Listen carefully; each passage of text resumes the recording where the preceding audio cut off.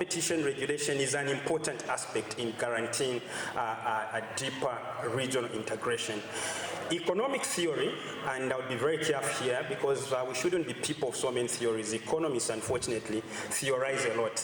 But economic theory and indeed empirical evidence do tell us that in the absence of competition, there is risk of increased prices for goods and services. There is heightened risk for consumer exploitation, limited and scarce choices for consumers, and exploitation, as I've said. So it is very, very important that this competition is regulated in the market. From 2013 to date, in terms of the successes, the COMESA Competition Commission has reviewed more than 367 mergers and acquisition, worth in terms of turnover derived only in the common market for Eastern and Southern Africa, in terms of turnover, 210 billion United States dollars. From inception to date, we've dealt with 44 consumer violations in the COMESA market. 44.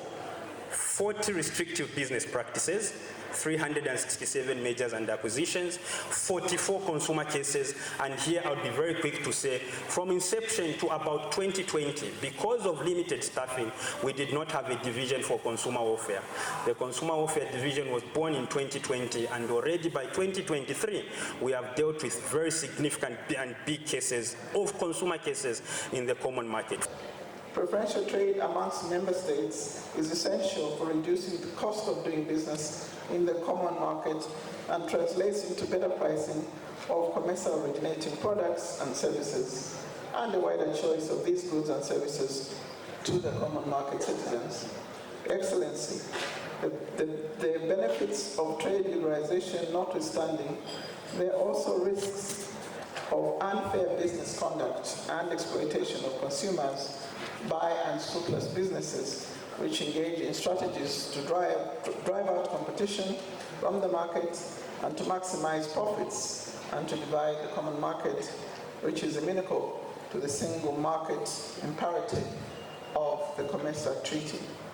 Honorable Minister, distinguished guests, the COMESA member states foresaw this risk and therefore, pursuant to Article 55 of the COMESA Treaty, agreed to prohibit any practice that negates the objective of free and liberalized trade, and to this end prohibited any agreements, undertakings on concerted practices which have the objective or the effect of prevention, restriction, or distortion of competition within the common market. It is out of the COMESA Treaty provision that the COMESA Competition Commission was established with a mandate to regulate competition, protect consumers within the common market on matters that have a cross-border dimension. Honorable Minister, COMESA is one of the regional economic communities with the most advanced trade facilitation and regional integration instruments.